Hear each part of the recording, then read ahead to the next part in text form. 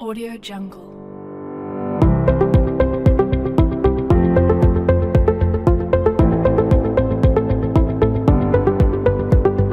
Audio Jungle. Audio Jungle.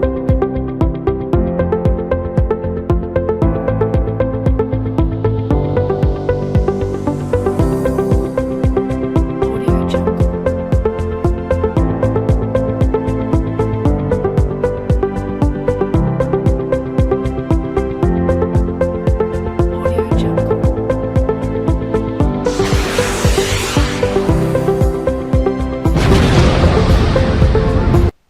Berjumpa lagi dengan saya. Pada kesempatan kali ini saya akan menyampaikan materi mengenai transformator pada mata kuliah Teknik Tenaga Listrik. Efisiensi sebuah trafo, efisiensi berarti daya keluar per daya masuk dalam persentase, di mana nanti daya masuknya itu sendiri dikarenakan trafo itu inputnya berupa tegangan dan tadi terdapat rugi-rugi dari rugi besi, eddy current, histeresis dan sebagainya, maka daya masuk itu nanti merupakan daya yang keluar ditambah sigma atau semua rugi-rugi, atau kalau disederhanakan lagi menjadi 1 minus semua rugi-rugi dibagi daya masuk, di mana rugi-rugi tadi adalah sigma rugi sama dengan PCU, rugi tembaga, dan rugi inti. Di sini seperti itu. Rasio lilitan, ya. Pada sebuah trafo, rasio lilitan itu perbandingan antara lilitan di sisi primer dengan lilitan di sisi sekunder. Ni adalah lilitan di sisi primer, N2 adalah lilitan di sisi sekunder. Ini bukan Ni ya, tapi N1, maaf, di mana A adalah rasio. Nah, ini nanti akan menentukan berapa nilai tegangannya yang saya akan sampaikan di slide selanjutnya.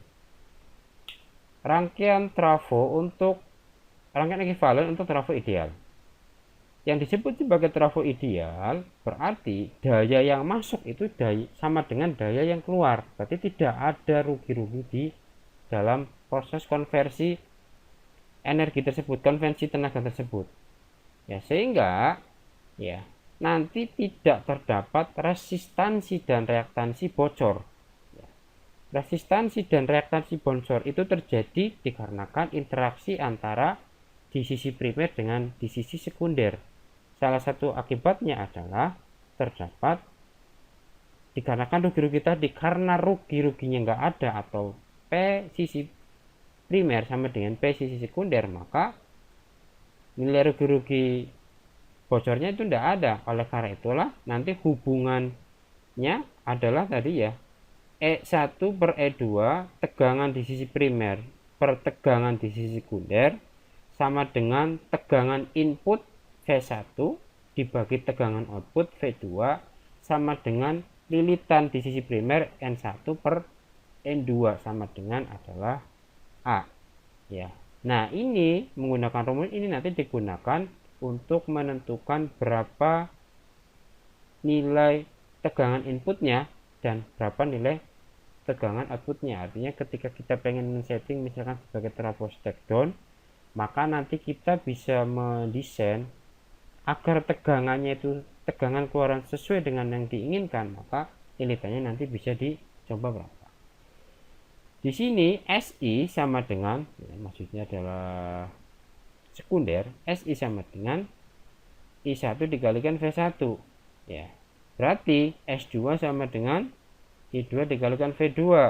Nah, dikarenakan ini adalah AC, maka berupa bilangan kompleks, maka P1 plus JQ1 sama dengan P2 plus JQ2. Kenapa? Dikarenakan dayanya sama, daya input sama dengan daya output, dari sisi primer sama dengan dari sisi sekunder, sehingga nanti P1 menjadi I1 kuadrat per R1 itu akan bernilai sama dengan P2 sama dengan I2 kuadrat per R2. Jadi daya di sisi primer di sini sama dengan daya sisi sekunder. Nah, itu gampangan menjelaskan maksud dari rumus seperti ini seperti itu. Oleh karena itulah nanti rasionya, selain rasionya adalah yang tadi, nanti bisa dicari rasio hubungan antara reaktansi dengan nilai resistansi, karena di sini ada reaktansi dan nilai resistansi, ya. Ini menjadi akar R1 per R2 sama dengan akar X1 per X2. Ini hubungannya nanti akan seperti ini, rasio perbandingan. Sebagai contoh, ada contoh sebentar, misalkan sebuah trafo ideal mempunyai lilitan 90 di sisi primer dan 2250 lilitan di sisi sekunder, terhubung dengan sumber tegangan 120 volt 60 Hz. Hitung pertama adalah tegangan efektif yang melalui terminal sekunder. Jadi tegangan efektifnya itu berapa? Dengan menggunakan rasio tadi, E1 per E2 sama dengan N1 per N2. Nah, yang ditanyakan adalah E2, karena E2 adalah tegangan efektifnya, menjadi 3000 menggunakan perhitungan sederhana. Yang kedua adalah tegangan peak yang melalui terminal sekunder. E peak sama dengan akar 2 dikalikan E2. Berarti diperoleh nanti adalah E2 nya sudah diperoleh sebelumnya 3000 menjadi dikalikan dengan akar 2 menjadi 4242 ohm. Pertanyaan C adalah tegangan sesaat yang melalui sisi sekunder pada saat tegangan sesaat yang melalui sisi primer adalah 37 volt. Berarti ini yang ditanyakan adalah nilai E2 pada saat E1 pada saat di sisi primer itu tegangannya, karena tegangan AC itu kan nilai amplitudenya itu kan berubah ya, gitu ya. Nah, pada saat 37 volt itu berapa nilai di sisi sekunder? Maka dengan rasio tadi bisa diperoleh N2 per N1 sama dengan 25 rasionya, sehingga E2 dikalikan rasio dikalikan Vin, yaitu 37 volt. Nah, di sini diperoleh 9025 volt. Berarti pada saat tegangannya 37 volt itu tegangan di sisi sekundernya adalah 925 volt. Berarti ini trafo step up ya, untuk menaikkan nilai tegangan. Rangkaian trafo tidak ideal. Kalau yang tadi disampaikan itu adalah pada saat P-in sama dengan P-out. Pada kenyataannya itu hampir tidak ada trafo yang sifatnya ideal, artinya tidak terdapat rugi-rugi. Pasti nanti akan terdapat rugi-rugi yang terdapat pada trafo tersebut. Itu dikatakan sebagai trafo tidak ideal, dan ini memang yang lazimnya dari sebuah trafo. Maka rangkaian ekuivalennya di sini nanti akan terdapat sebuah induktansi dan reaktansi mutual, yaitu XM dan RM. Ini adalah rangkaian untuk sisi primer, R1 dikalikan XF1, nanti akan mengalir arus I1, dan ini adalah di sisi sekunder. Sehingga untuk penyederhanaan di sini nanti bisa disederhanakan menjadi rangkaian di bawah. Nah, di sini I1 ada nilai I0. I0 itu merupakan I yang mengakibatkan reaktansi mutual ya, dan induktansi mutual pada rangkaian trafo tersebut. Dan pada saat trafo tidak ideal tersebut diberikan sebuah beban atau berbeban, maka arus yang mengalir pada kedua kumparan trafo itu nanti akan mengakibatkan drop tegangan pada kumparannya, baik pada kumparan sekunder maupun pada kumparan primer. Ini bersamanya gambarnya. Ya, berarti di sini nanti ada Z1 ya, impedansi di sisi primer, ada Z2 impedansi di sisi nanti sekundernya berapa, dan ZL itu adalah beban. Persamaan gegel induksi di kumparan secara vektor dapat ditulis menjadi E1 berarti di sisi sekunder primer sama dengan V1 dikurangi I1 dikali Z1. Nah, diperoleh dari mana? Dari loop sini menggunakan hukum Kirchhoff kedua. Sigma F ya, sigma V sama dengan 0, di mana V di sini, V di dalam sisi primer itu ada V1, ada E1 ya, ada tegangan drop pada sisi impedansi Z1 ya, dimana impedansi Z1 adalah R1 ditambah CX1 nanti, sehingga nanti berlaku seperti ini gegel induksinya. Nah, begitu pula dalam sisi sekunder nanti juga menggunakan hukum Kirchhoff. Di sini nanti ada E2 ya, tegangan pada sisi sekunder ditambah dengan tegangan pada sisi impedansi sekunder Z2, yaitu R2 ditambah CX2. Di sini akan menjadi I2 dikalikan Z2. Sehingga nanti impedansi pada pelipin primer di sini tinggal R1 ditambah JX1, karena ini adalah reaktansi maka berupa imajiner. Untuk mengubahnya dalam bentuk rektangular tinggal seperti ini aja. Ini nilai R nya, sudutnya adalah tangan 1/1 atau arkes tangan X1 dibagi R1. Begitu pula dalam sisi sekunder juga akan ini sama ya. Nanti di sini ada R2 plus JX2 ya. Pada trafo berban, agar mempermudah itu biasanya adalah digunakan penyederhanaan ya. Mengapa dikatakan penyederhanaan?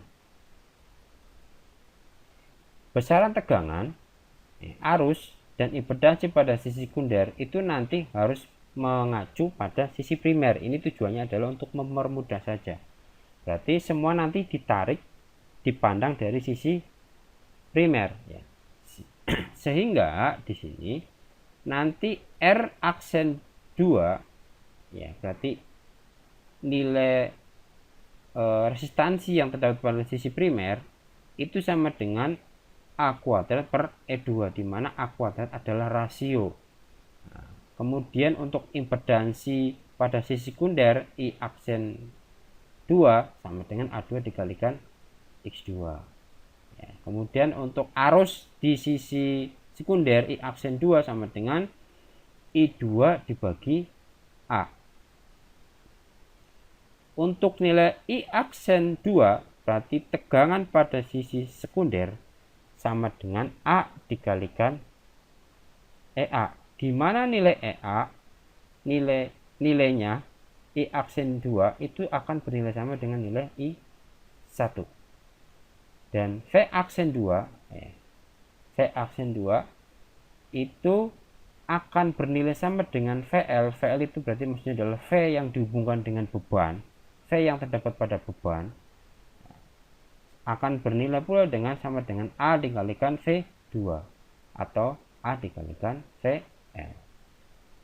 Dan Z aksen L atau impedansi pada beban itu akan menjadi A kuadrat rasio kuadrat dikalikan ZL itu sendiri atau impedansi pada beban. Sehingga Z totalnya tinggal dijumlahkan saja, yaitu adalah nilai Z1 di sini ya. Ini rangkaian penyederhanaan saja. Berarti dari sisi beban di sini ya, di sini nanti kan antara Z beban ZL dengan Z aksen 2 itu terhubung secara seri, sehingga nanti ditambahkan Z aksen 2 plus ZL. Kemudian ya, antara Z aksen 2 antara rangkaian di sini, serial di sini dengan rangkaian yang terdapat di dalam induktansi mutual itu kan terhubung secara paralel, sehingga nanti dihubung secara paralel, yaitu menjadi Z0 tadi. Z0 sama dengan Z0 dikali nilai serial di sini yang tadi sudah ditambahkan ya, dibuat nanti rangkaian paralelnya berapa, dan pada saat sudah terhubung paralel, sudah disederhanakan dalam bentuk paralel, maka nanti rangkaian paralel tadi akan seri dengan nilai Z1, sehingga nanti ditambahkan dengan nilai Z1. Itu yang akan dilakukan perhitungan dalam memperoleh nilai Z total. Ya, di sini dijelaskan Z1 sendiri berarti ya R1 plus CX1. Ya, Z aksen 2 sendiri berarti ya R aksen 2 sama dengan J aksen 2. Ya, kemudian Z0 impedansi pada sisi sini itu pada induktansi mutual berarti seper Y0. Y itu adalah admitasi, atau Y0 sama dengan seper R0 dikurangi CX0. Ini rumus untuk admitasi dalam rangkaian listrik 2 sudah dibahas. Pada rangkaian tidak ideal berbeban ya, ini nanti akan disederhanakan lagi ya. Salah satunya adalah untuk mempermudah dalam analisa ya. dengan cara nilai drop tegangan pada sisi primer dikarenakan terdapat pengaruh flux magnet itu akan diabaikan, sehingga nanti rangkaiannya disederhanakan menjadi seperti ini ya. Nanti R-nya nanti akan ditambahkan ya, R1 R aksen 2 ini menjadi RE1, kemudian XE1 menjadi X1 ditambah X aksen 2. Jadi yang rangkaian tadi drop tegangan pada sisi primer itu diabaikan, digabungkan, digeser ya ke dalam sisi sekunder tadi. Selanjutnya ya, dikarenakan nilai yang mengalir pada I0 itu sangat kecil sekali sehingga nanti dapat bisa diabaikan, harus pada inti rangkaian ekuivalen akan sederhanakan lagi ya, berarti tinggal dibuang saja dari rangkaian untuk I0 tadi. Nah, sehingga nanti rangkaian ekuivalennya menjadi R1 RE1 sama dengan R1 ditambah R aksen 2 atau sama dengan R1 plus A2 R2 sebagaimana persamaan tadi. Kemudian reaktansi ekuivalen trafo pada sisi primer XE1 sama dengan X1 plus X aksen 2 atau X1 plus A2 dikalikan X2. Nah, untuk impedansinya berarti nanti juga akan berubah.